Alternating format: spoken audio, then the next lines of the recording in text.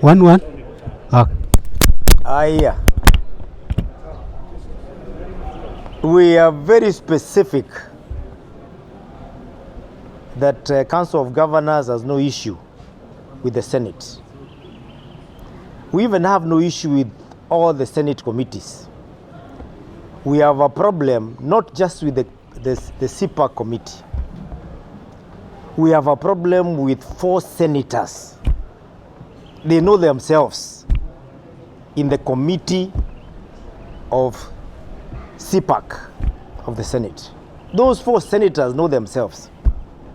And we are saying they are involved in extortionists, being extortionists. They harass governors, they intimidate them. They even use political maneuvers of keeping governors there the whole day, waiting to be seen without even communicating to them, hoping that the governors will be able to give in to their whims. And we are saying Senate is a house of noble men and women. There are other senators who can serve in that committee and will not appear in that CPAIC committee if and until when those senators and the leadership is changed, because they're the ones who are spoiling and they are making the Senate appear as if it is a place the serious business is not done, but instead we have political maneuvers that are underlined with personal interest. Yet it is not the whole Senate. It is just only 4 senators, and they know themselves. But there's no need of naming them. They know themselves. 4 of them in CPAIC, they know themselves.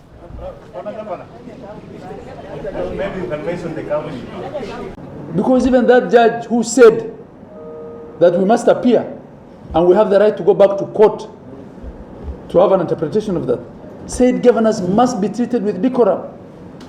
Governors are not being treated with decorum when they appear before these committees.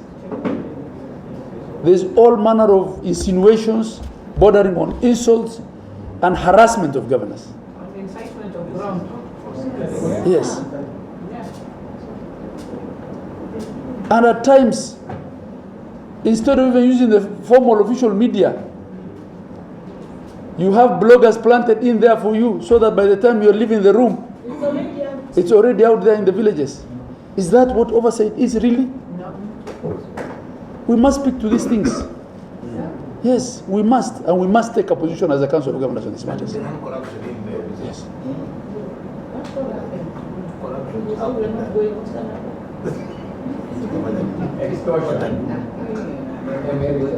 This corruption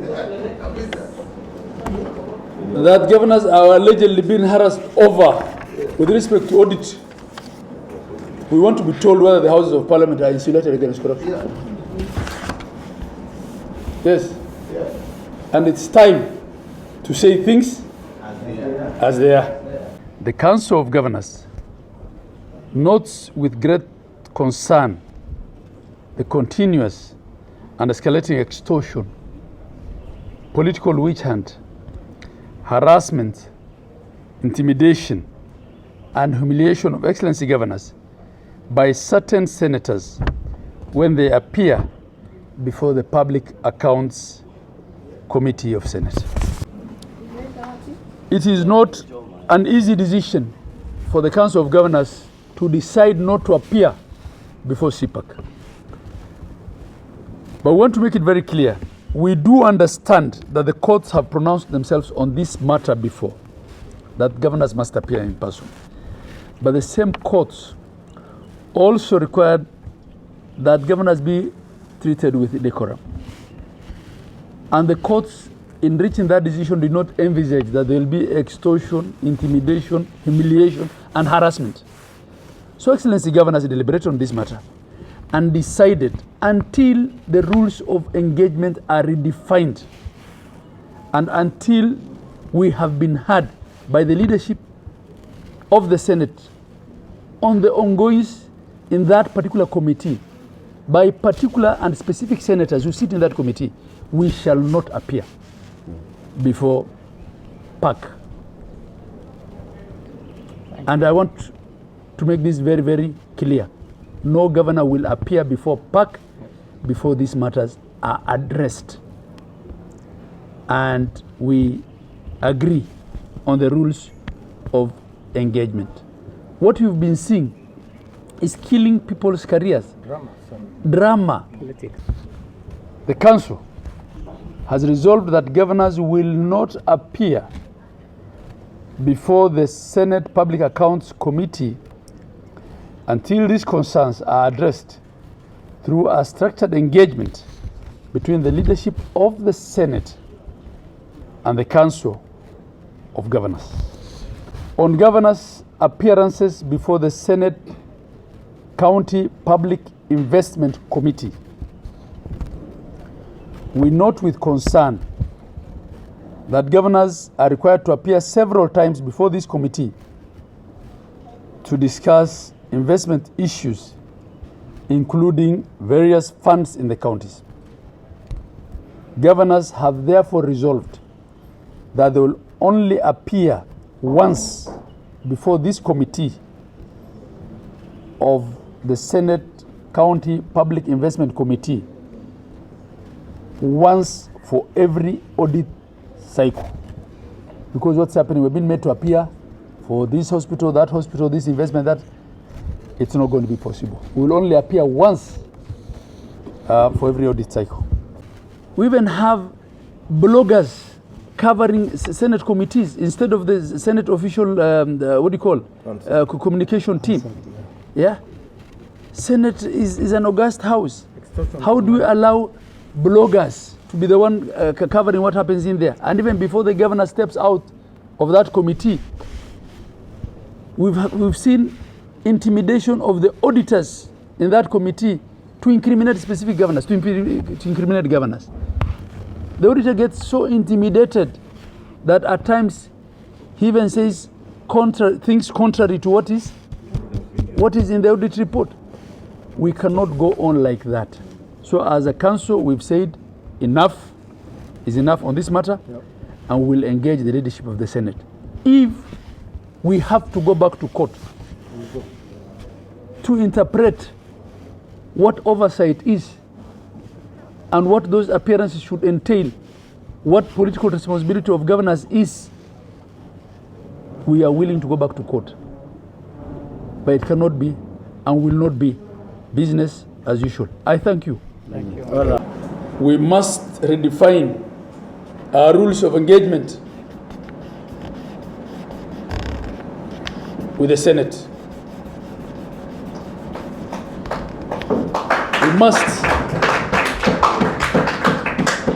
We feel that the Senate has stretched the boundaries of their mandate under Article 96(3) of the Constitution. And they have rubbished Article 226 of the Constitution that clearly states that public entities at the national government are oversighted by the National Assembly, and that public entities at the county government are oversighted by the county assembly. And a governor is made to wait for a whole day.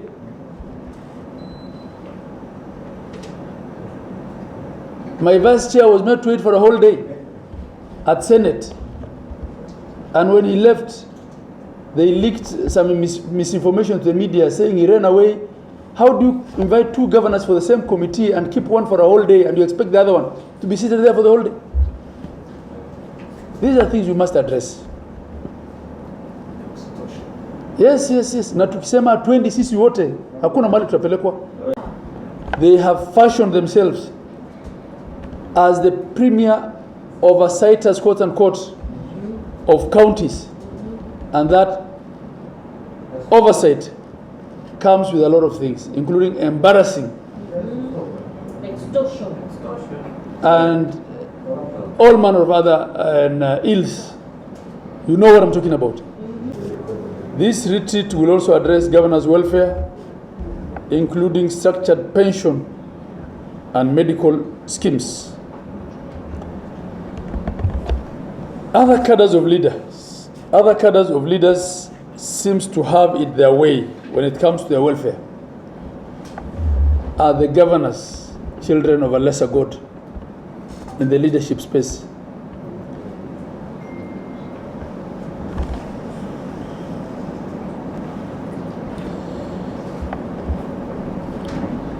So we must speak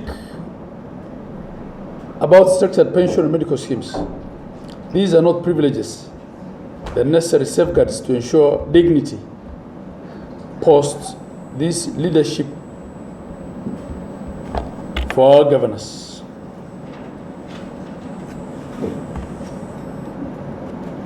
And you've heard it being said by the president himself that he feels leadership in Kenya at times looks like a thankless job, and leaders who have left office live in squalor. And I think top of those leaders who live in squalor after they leave office are county governors.